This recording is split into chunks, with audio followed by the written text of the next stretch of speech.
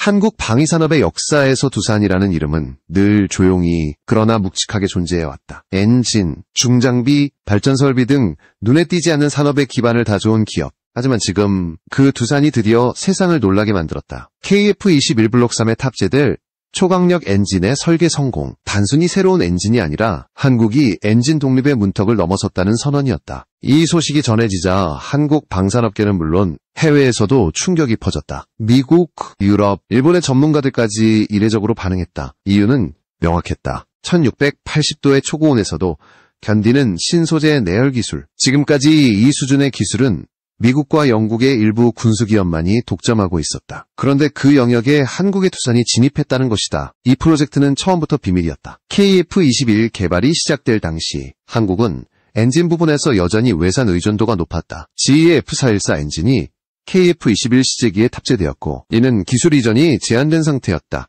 블록 3로 가려면 독자적인 엔진이 필요하다는 것은 모두 알고 있었지만 실제로 그것을 만들어낼 기업이 한국 내에 존재할 것이라 믿는 사람은 많지 않았다. 두산은 그런 의심 속에서 조용히 움직였다. 수년 전부터 두산중공업 내부에는 항공용 고온 소재 프로젝트라는 이름의 비공개 연구팀이 존재했다. 이들은 산업용 가스터빈 기술을 기반으로 항공용 터빈 블레이드에 적합한 합금과 세라믹 코팅 기술을 개발하기 시작했다. 당시 연구진은 목표 온도를 1650도로 설정했다. 그러나 2024년 중반 이 수치가 1680도로 상향되었다. 그것이 의미하는 바는 단순한 숫자의 차이가 아니었다. 1680도라는 온도는 금속 구조가 거의 녹는 경계선이다. 이 한계를 넘어서야 진정한 고성능 전투기 엔진이라 할 수 있다. 두산은 이를 위해 니켈기 초합금에 세라믹 단결정 코팅을 적용하고 국내 최초로 내열 복합코어 적층 소재 공법을 완성했다. 이는 GE나 롤스로이스가 사용하는 수준에 근접한 기술이다. 흥미로운 점은 이 프로젝트가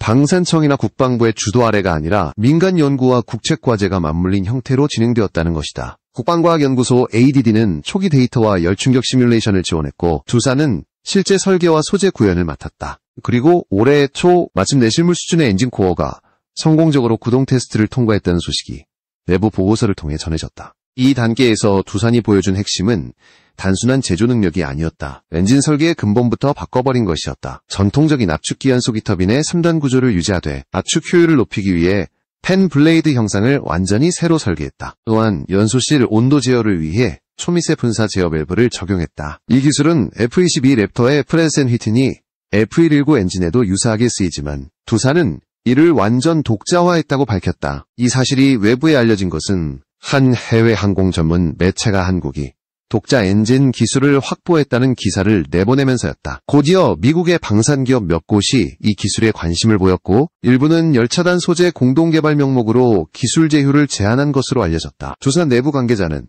공식적인 수출이나 협력 제안은 아직 구체적이지 않지만 해외에서 먼저 문의가 들어온 것은 사실이라고 밝혔다. 이제까지 한국은 엔진 기술의 사각지대에 있었다. KF-21의 성공적인 초도 비행에도 불구하고 진정한 독립은 엔진을 자체 생산할 때 비로소 완성된다는 것이 전문가들의 한결같은 평가였다. 두산의 이번 성과는 그 첫 걸음이었다. 그것이 비록 시제품 수준이라 할지라도 한국의 항공산업이 기술 종속의 굴레를 벗어나는 상징적인 사건으로 평가받고 있다. 그렇다면 두산은 어떻게 1680도의 한계를 돌파할 수 있었을까? 엔진의 핵심인 내열 합금은 단순히 금속의 문제가 아니다. 분자 구조, 결정 배열, 냉각 구조가 모두 완벽히 조화를 이루어야 한다. 두산은 이를 위해 세계적으로도 드문 진공 유도용 핵 시스템을 구축했다. 이 공정은 불순물 0.001% 이하의 금속을 생산해내며 항공기 엔진 터빈 블레이드에 필요한 초정밀 재질을 가능하게 했다. 한편 내부 소식통에 따르면 이 엔진 설계는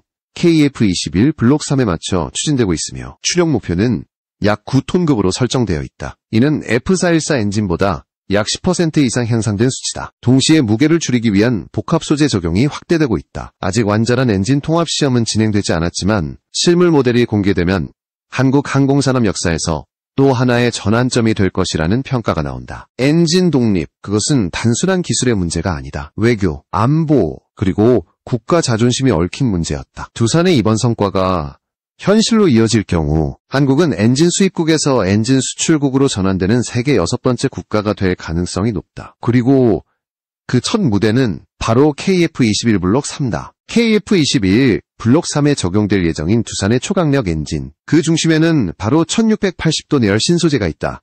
하지만 이 기술은 단순히 새로운 금속을 만든 것이 아니다. 인간이 오랫동안 넘지 못했던 열의 벽을 돌파한 결과물이었다. 내열 소재 연구는 사실상 항공산업의 심장부다. 아무리 정밀한 터빈 설계나 고성능 압축 시스템을 구축하더라도 열을 견디지 못하면 모든 것은 무용지물이다. 미국의 롤스로이스, GE, 그리고 영국의 BAE 시스템즈조차 이 기술 확보에 수십 년을 쏟아부었다. 그런데 한국의 두산이 불과 5년 만에 유사한 수준의 내열 합금을 구현해냈다는 것은 믿기 어려운 일이었다. 그 비밀은 초내열 복합 합금에 있다. 두산은 기존의 니켈기 초합금 대신 니켈 코발트 크롬 3중 구조의 히토류 금속 이트륨과 하프늄을 소량 첨가하는 공법을 선택했다. 이 조합은 분자 수준에서 결정 구조를 강화하고 열팽창을 억제하는 효과를 가져왔다. 또한 기존 합금의 약점이었던 미세균열 문제를 해결하기 위해 고온에서도 응력 분산이 가능한 단결정 결정리 구조를 개발했다. 이 기술은 단순히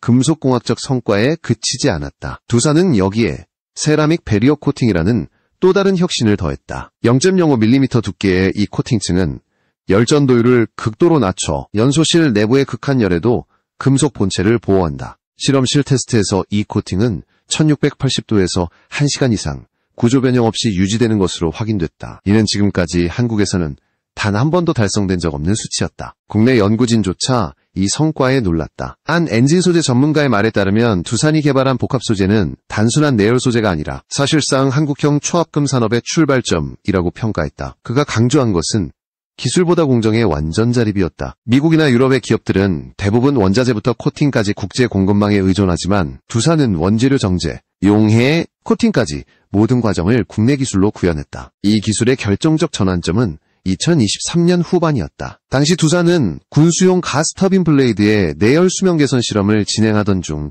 특정 합금이 예상치 못한 결과를 보였다. 1650도 이상에서도 미세균열이 전혀 발생하지 않았던 것이다. 그러나 연구의 길은 결코 순탄하지 않았다. 열충격 테스트 과정에서 10번 중 7번은 실패였다. 터빈 블레이드가 부러지거나 코팅이 벗겨지고 구조 변형이 일어났다.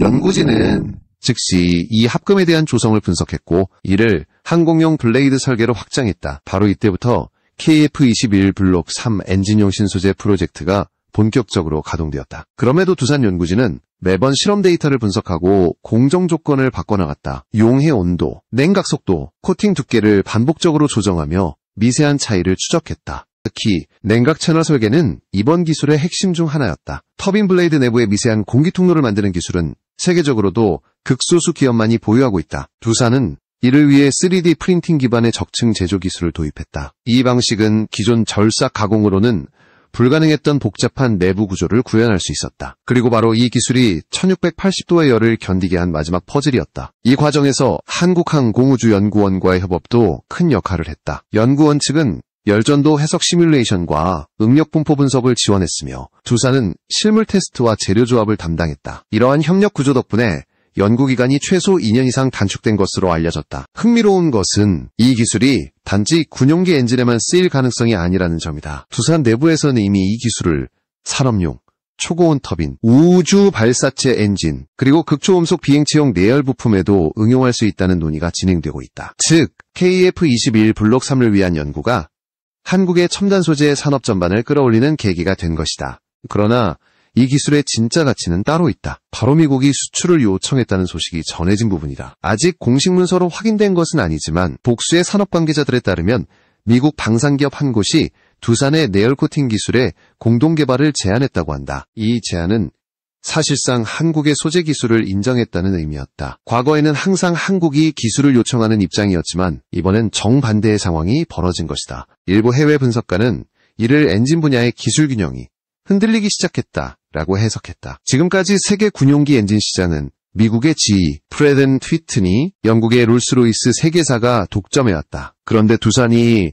독자 소재를 확보하면 한국이 이 시장의 잠재적 네 번째 축이 될 가능성이 열리는 것이다. 두산 내부 문서에는 코어 모듈 자립화라는 문장이 반복적으로 등장한다. 이는 단순히 엔진 부품 생산을 의미하지 않는다. 압축기, 연소실, 터빈 등 핵심 모듈을 완전 독립 생산하겠다는 의지다. 실제로 두산은 이미 연소기 시제품을 제작했으며 시험 장비를 통해 연소 안정성과 열 효율을 검증 중이다. 그 결과 기존 GE 엔진 대비 열 효율이 약 7% 향상된 것으로 보고됐다. 이런 수치는 단순한 기술적 진보 이상의 의미를 지닌다. 만약 이 엔진이 실전 배치된다면 한국은 엔진의 열 효율로 인해 연료 소모량을 줄이고 작전 시간을 연장할 수 있다. 다시 말해 KF-21의 실전 성능이 한 단계 도약하게 되는 것이다. KF-21 블록 3는 단순한 전투기의 업그레이드 버전이 아니다. 스텔스 성능, 레이더 시스템, 무장체계가 전면 개선될 예정이며 엔진의 진화는 그 모든 변화의 중심에 있다. 두산의 신소재 기술이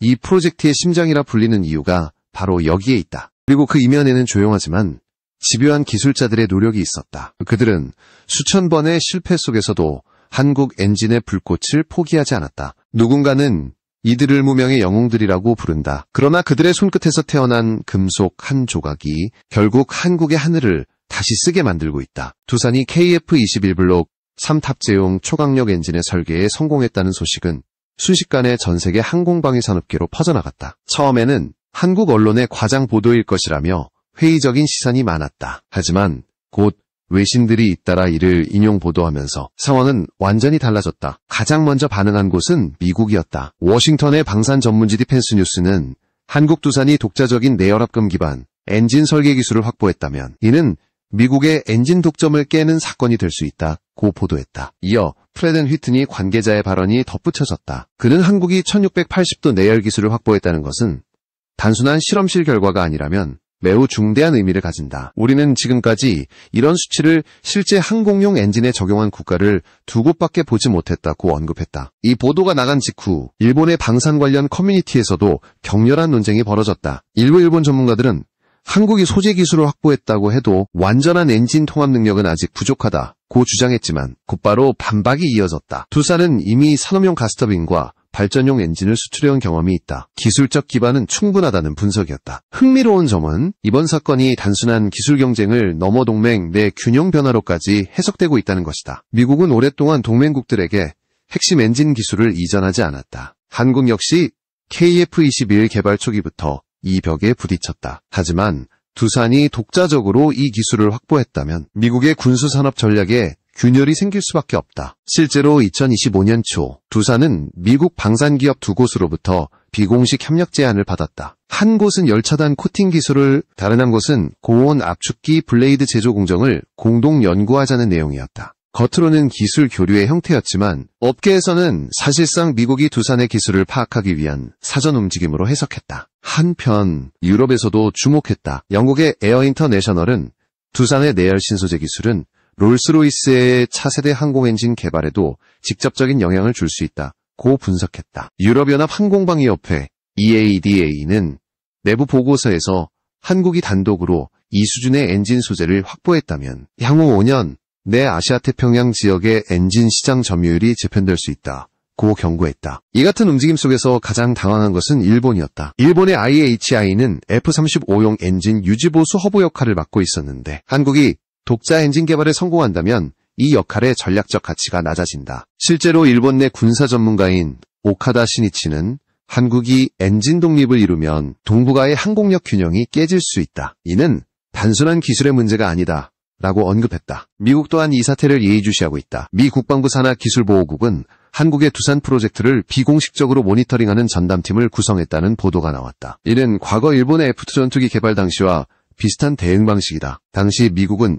일본의 기술 독립 움직임을 견제하며 일부 핵심 부품 공급을 제한했었다. 지금은 상황이 거꾸로다. 한국이 미국 기술에 의존하지 않고 독자적으로 발전하기 시작하자 오히려 미국이 협력 의사를 비치는 국면으로 바뀐 것이다. 그 이유는 단순하다. 미국조차 이 기술의 상업적 잠재력을 인정하고 있기 때문이다. 내열 소재는 항공엔진뿐 아니라 로켓, 극초음속, 미사일, 그리고 우주산업 전반에 필수적이다. 두산이 개발한 복합 합금은 고온 안정성뿐 아니라 내산화성과 내충격성에서도 기존 소재를 능가한다는 평가를 받는다. 한 미국 항공소재 연구소 관계자는 이 소재는 우리가 개발 중인 차세대 스페이스탐, 우주탐 사용 엔진의 열적 한계를 넘어설 수 있는 후보군이라고 말했다. 이러한 배경 속에서 한국과 미국 간의 기술 협력 구도가 새롭게 형성되고 있다. 과거에는 한국이 기술을 수입하는 입장이었지만 이제는 일부 영역에서 미국이 기술을 빌리려는 상황이 벌어지고 있는 것이다. 방위산업계에서는 이를 패러다임 전환이라고 부른다. 하지만 이 모든 움직임 뒤에는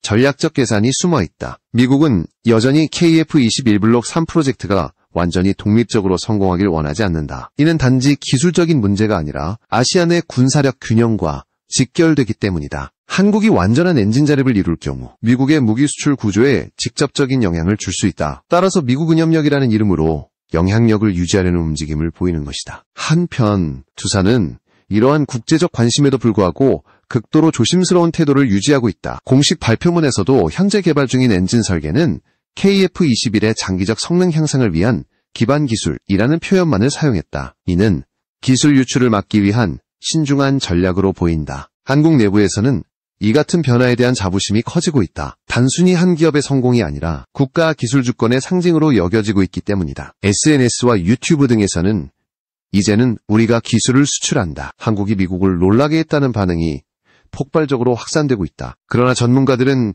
여전히 신중한 시각을 유지한다. 기술 확보와 양산은 별개의 문제이기 때문이다. 특히 항공기 엔진은 수천 시간의 내구 테스트와 고도별 성능 시험을 통과해야 실전 배치가 가능하다. 두산의 기술이 진정한 의미의 완성형 엔진으로 발전하려면 앞으로 최소 3에서 5년의 검증 과정이 필요하다는 분석이 나온다. 그럼에도 불구하고 이번 사건은 세계 군수산업 판도를 바꾸는 신호탄이 되었다. 두산의 기술이 KF-21 블록 3을 넘어 미래의 스텔스기와 극초음속기까지 이어질 수 있다면 한국은 이제 더 이상 기술 수입국이 아니다. 세계는 지금 조용하지만 거대한 변화를 목격하고 있다. 그리고 그 중심에는 두산이 있다. 미국조차 수출을 요청한 그 기술, 1680도의 불꽃 속에서 태어난 한국의 새로운 힘이 이제 세계의 균형을 흔들고 있다. KF-21 블록 3. 이 이름은 단순한 전투기의 개량형이 아니다. 그것은 한국이 자립형 항공전력을 완성하는 세 번째 진화 단계의 상징이다. 블록 1이 기본형 전투기로서 성공적인 초도 비행을 거쳤다면 블록 2는 무장체계와 네트워크, 중심전 능력을 강화한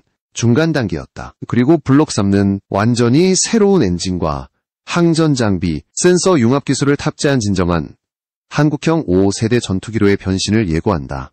이 과정에서 두산의 엔진은 결정적 역할을 맡게 된다. KF-21은 개발 초기부터 외산 엔진의 제약을 안고 있었다. 미국 GE의 F414 엔진은 안정적이지만 기술 이전이 제한적이었고 출력 향상에 한계가 있었다. 특히 블록 3단계로 넘어가면서 스텔스 기능 강화를 위해 기체 하중이 늘어나자 더 강력한 추력이 필요해졌다. 바로 그때 두산의 1680도 내열 신기술 엔진이 등장한 것이다. 새 엔진은 단순한 교체품이 아니라 KF-21의 비행 특성을 근본적으로 바꿀 수 있는 심장 이식에 가깝다. 우선 추력 대비 무게비가 기존 대비 약 10% 이상 향상되어 이륙거리와 상승률이 크게 개선된다. 이는 전투기 기동성 향상뿐 아니라 무장 탑재량 증대에도 직결된다. 즉 KF-21이 장거리 작전과 초음속 비행을 더욱 안정적으로 수행할 수 있게 되는 것이다. 또한 연소실의 온도가 1680도까지 유지되면서 열 효율이 기존 대비 7에서 8% 향상된다. 이는 단순히 연료 절감 이상의 의미를 가진다. 장시간 초고속 비행 중에도 엔진의 출력이 일정하게 유지되어 공중급이 없이 장거리 작전이 가능해진다는 뜻이다. 한 항공공학 교수는 이 정도의 열 효율 향상은 실질적으로 작전 반경을 15에서 20% 확장시키는 효과를 준다고 분석했다. 기체 구조 역시 이에 맞게 재설계되고 있다. 블록 3에는 엔진 공기 흡입구 주변의 냉각 시스템이 완전히 새로워진다. 기존의 알루미늄 합금 대신 고온 복합 소재를 적용해 공기 흐름을 조절하고 엔진열을 효과적으로 분산시키는 구조다. 이는 스텔스 형상과도 맞물려 레이더 반사 면적 RCS를 줄이면서도 고출력 엔진의 열 방출을 제어하는 이중 구조로 설계되고 있다. 이처럼 엔진의 변화는 단순한 기술 업그레이드를 넘어 KF-21의 전략적 성격을 바꿔놓고 있다. 블록 3는 단순히 한국 공군의 주력 전투기 역할에 그치지 않는다. 아시아 시장을 겨냥한 수출형 모델로서 말레이시아, 인도네시아, 폴란드 등 여러 국가가 이미 관심을 보이고 있다. 특히 폴란드는 FA50을 도입한 이후 중형 스텔스기 도입 계획의 유력 후보로 KF-21을 검토하고 있다. 그들에게 있어 가장 큰 관건은 유지보수 비용과 엔진 기술의 신뢰성이다. 두산의 국산 엔진이 이 문제를 해결해 줄 수 있다면 KF-21은 시장 경쟁력에서 압도적인 우위를 점할 수 있다. 이와 관련해 한 방산경제 전문가는 국산 엔진이 탑재되면 단가가 15에서 20% 낮아질 뿐 아니라 수리와 부품 교체가 모두 국내 체계에서 이루어질 수 있다. 이는 단순한 원가 절감이 아니라 전략적 독립의 의미라고 평가했다. KF-21 블록 3는 또한 전자전 능력 강화와 데이터 융합 센서 시스템을 추가로 탑재할 예정이다. 이는 엔진의 안정성과 전력 공급 능력이 뒷받침되어야 가능한 부분이다. 두산의 신형 엔진은 기존보다 전력 출력량이 1.5배 이상 높아 전자장비를 안정적으로 운영할 수 있게 된다. 이로 인해 KF-21은 단순한 공대공 전투기가 아닌 멀티플랫폼 작전기로 진화하게 된다. 흥미로운 점은 두산 엔진의 개발이 KF-21뿐 아니라 한국형 차세대 스텔스 무인기에도 연결될 가능성이 높다는 것이다. 국방과학연구소 ADD는 현재 KF-21의 기술을 기반으로 한 고성능 무인 전투기 KUSFS 개발을 진행 중이며 여기에 두산의 엔진을 축소형으로 적용하는 방안이 검토되고 있다. 이는 향후 유무인 복합작전 MUMT를 실현하는 핵심 요소가 될 전망이다. 국방부는 이미 이 프로젝트를 항공엔진 자립화 2단계 사업으로 명명하고 내년도 예산에 CJ엔진 통합시험 항목을 포함시켰다. 이는 단순한 연구 개발이 아니라 그러나 KF-21 블록 3가 완전한 실전기를 목표로 하기 위해서는 아직 넘어야 할 산이 많다. 첫째는 신뢰성 검증이다. 엔진은 최소 3,000시간 이상의 내구 테스트를 거쳐야 실전 인증을 받을 수 있다. 두산은 이미 첫 번째 내열 시험을 마쳤지만 전 고도전 속도대 테스트는 아직 진행 중이다. 둘째는 항공기 통합 과정이다. 새로운 엔진은 단순히 기계적으로 장착하는 것이 아니라 기체 구조, 항전장치, 냉각 시스템, 연료 공급계 등 수십 개의 변수와 맞물려야 한다. 이는 국가 간 기술 이전이 거의 불가능한 영역이다. 그러나 두산과 KAI, 한국항공우주산업은 이미 공동 테스트팀을 구성하여 통합 절차를 시작한 것으로 알려졌다. 셋째는 외교적 변수다. 한국의 독자 엔진이 실전 배치될 경우 기존 미국산 엔진의 수출 시장에 직접적인 영향을 미칠 수 있다. 이는 곧 외교적 긴장을 불러올 가능성이 있다. 따라서 한국 정부는 자립하는 하되 협력 구조는 유지한다는 전략적 균형을 유지하려 하고 있다. 결국 KF-21 블록 3는 단순히 기술이 아닌 정치와 전략이 결합된 프로젝트다. 한 국방 전문가는 이를 두고 KF-21 블록 3는 한국의 기술 주권 선언이자 방산 독립의 리트머스 시험지라고 표현했다. 한국은 이제 더 이상 기술 후발주자가 아니다. 과거에는 미국의 엔진을 수입해 조립하던 나라에서 이제는 스스로 엔진을 설계하고 생산하는 나라로 변모하고 있다. 그 중심에는 두산의 1680도 기술이 있다. 이 엔진이 KF-21 블록 3에 탑재되는 순간 한국 공군은 처음으로 완전한 국산기라는 상징을 손에 넣게 된다. 그리고 그것은 단순히 공중전력의 강화가 아니라 한국이 세계 항공산업의 중심으로 도약하는 순간이 될